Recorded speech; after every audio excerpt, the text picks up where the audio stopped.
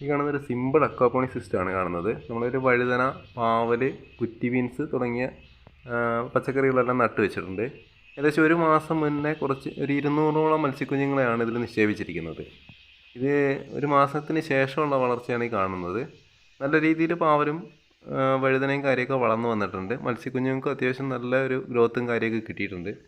സിമ്പിളായിട്ട് എങ്ങനെ ചെയ്യാൻ പറ്റുന്നത് വെച്ചിട്ടുണ്ടെങ്കിൽ ആ രീതിയിലാണ് നമ്മൾ കാര്യങ്ങളൊക്കെ ചെയ്തിരിക്കുന്നത്. ഇതിന് മണ്ണിൻ്റെ ആവശ്യമില്ല എന്നുള്ളതാണ് ഇതിൻ്റെ പ്രത്യേകത. മെറ്റലിലാണ് വളരുന്നത്. മെറ്റലാണ് നമ്മൾ ഇതിൻ്റെ മീഡിയ ആയിട്ട് ഉപയോഗിച്ചിരിക്കുന്നത്. മത്സ്യക്കുളത്തിൽ നിന്നുള്ള ജലമാണ് ഇതിലേക്ക് പമ്പ് ചെയ്തതിന് ശേഷം അത് ഫിൽട്ടർ ചെയ്ത് പോകുന്ന രീതിയിലാണ് ഇതിൻ്റെ കാര്യങ്ങളെല്ലാം അറേഞ്ച് ചെയ്ത് വെച്ചിരിക്കുന്നത്.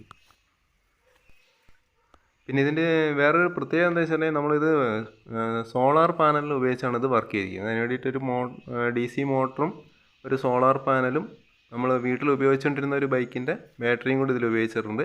അങ്ങനെയാണ് സിസ്റ്റം വർക്ക് ചെയ്യുന്നത്. ഒരു മാസമായിട്ട് യാതൊരു കംപ്ലൈൻറ്റും സോളാർ പാനലിനെ സംബന്ധിച്ചുള്ള കാര്യങ്ങൾക്കൊന്നും വന്നിട്ടില്ല.